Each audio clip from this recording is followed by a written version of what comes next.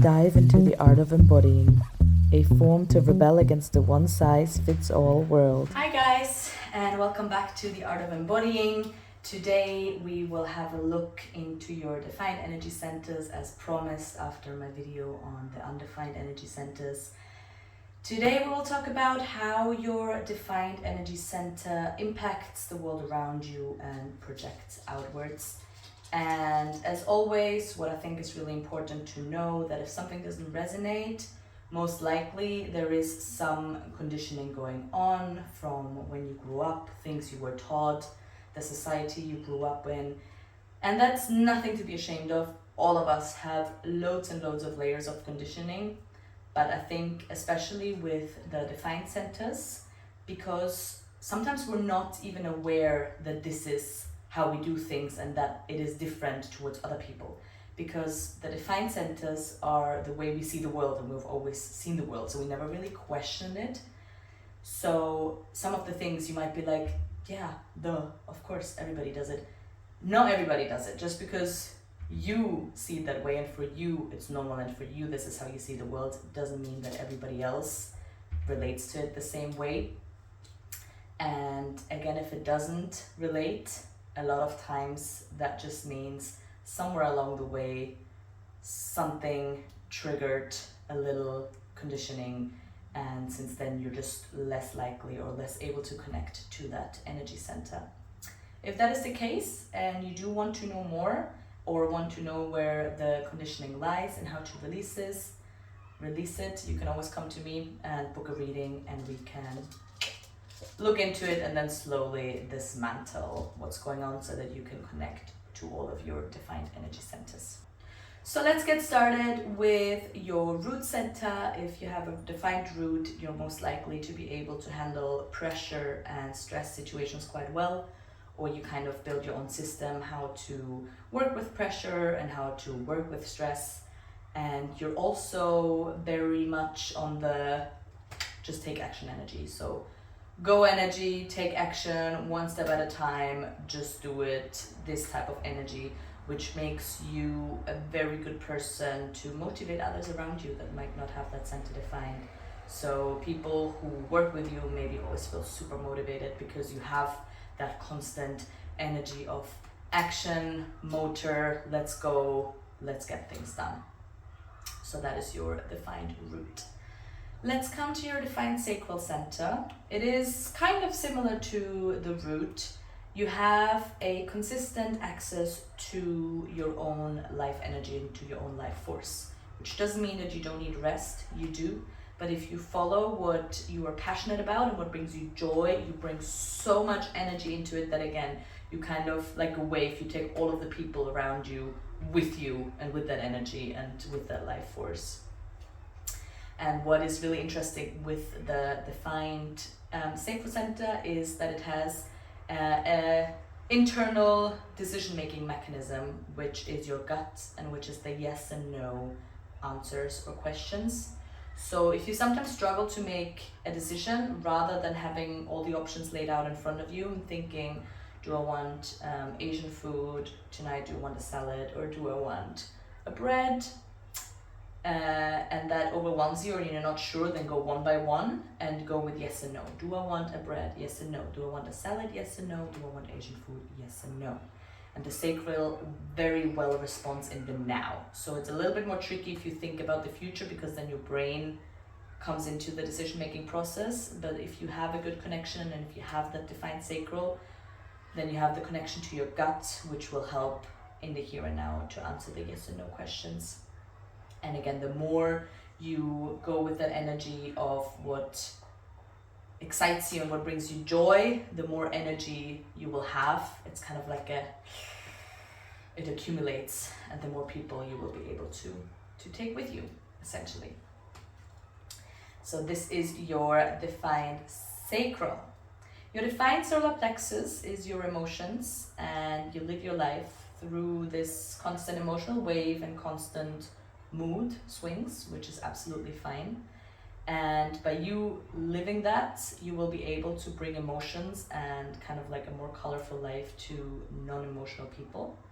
And with you being able to identify your emotions and name them, you can also really clearly see sometimes in other people what they're feeling before they know themselves. But you can help them realize what they're feeling and name their feelings. So you can help non-emotional people access their feelings more and being able to reflect on them and feel them even better. Your defined spleen is a good instinct and a good intuition.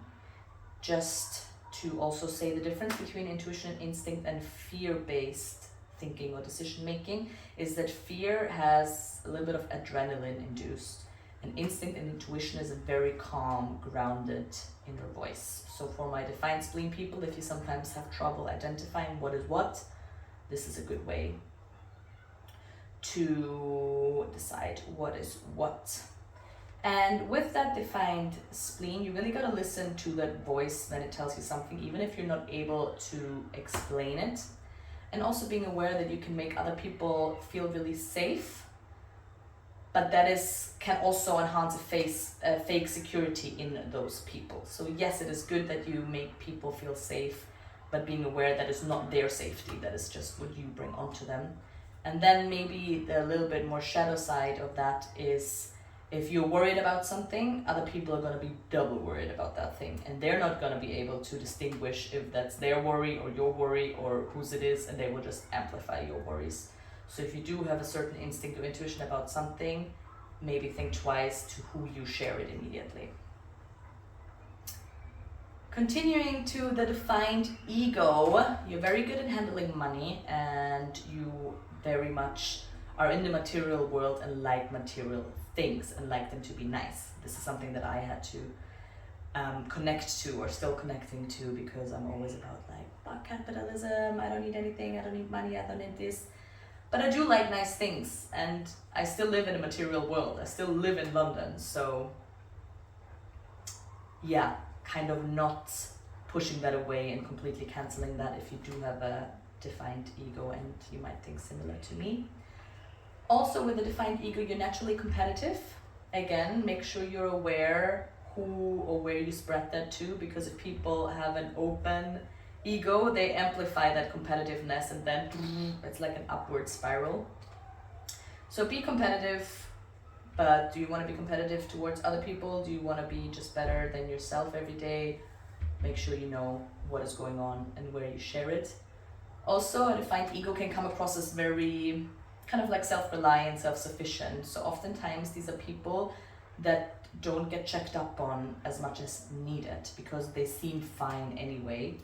And sometimes they get more workload than other people because, again, they seem like they can handle it. So it is up to you to really clearly express if you do need help and if you're not feeling well, because people will assume that everything's fine because that is what you project out. Coming to the defined G center, this is your personality, a strong personality, a strong sense of direction, also just like Google Maps wise direction. And you're able to hold onto your personality and your beliefs in whichever kind of situation or room or surrounding you are in. This is a center that I think most people have a defined don't connect to, because personality and what we actually want to do in life and our direction and the maybe the career path we want to pursue are often things that get kind of like diminished way on in our early lives. So then conditions on conditions on conditions layer up on the G center when then we're an adult and we're not able to connect that. And we're like, what? I have a strong personality. I'm able to help others find direction in their life. I don't know what I'm doing at all, and I should be knowing what I'm doing. I'm not saying that it is a must, but I've heard it a lot of times.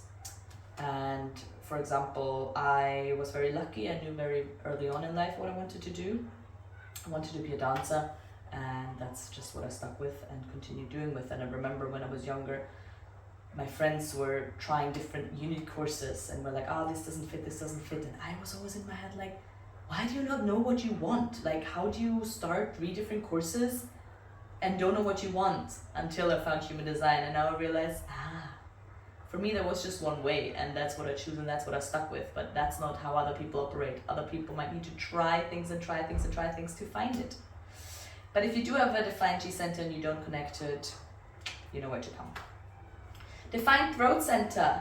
You need to express yourself through your voice. You need to express your creativity. You need to express your opinions. And it's also good, because if you keep them in and you don't express yourself, you're probably gonna get ill. So you are very good at listening, and you're very good at knowing when to talk and when not to talk. And when you talk, your words are very well chosen and they have a lot of impact to the people around you. So just be aware that you can be very persuasive. Think about salespeople. Some people that want to sell you a house or whatever, and everything they say, you're like, yeah, I want that house. And then you go away and you're like, do I actually want that house? Why was I so sure 2 seconds ago that I really need that house? It's because that person probably has a defined throat center. Defined ajna is the way you find solutions, or the way you do things, which is also kind of very solid. You have your way of doing things and you think that that is the way to do it, and that is the best way to do it. So you can be quite stubborn, and again, you can be quite persuasive and make an impact to other people who might have that center open. Yes, for you, the way you do it probably is the correct way, but being aware that that doesn't necessarily go for all the people in the world. And lastly, the defined crown center. Similar to the ajna, you have a very strong opinion, and you should also share that opinion with other people, because it makes people with an open crown center, like me, clear their thoughts a little bit, and being aware of how to organize their thoughts and just thinking a little bit clearer. But as a defined crown, you love to think a lot and you love to have the answers to things. But be careful that you don't identify yourself with your mind. You're not your mind. And if it gets too much in the head, we really need to do some grounding exercises to bring that energy down, because you love to be in that head and you love to have your strong opinions and strong discussions. But again, being aware that this is your opinion, you can help other people with it, and you can be very persuasive. That doesn't mean that you have to do it all the time. So these were the defined energy centers and how they project outwards and what kind of impact they bring to the rest of the world. I hope they resonated. If they didn't resonate, again, let me know, or just come to me for a reading. And I hope you enjoyed this video. As always, let's connect, let's create, and let's build. Thank you. Bye.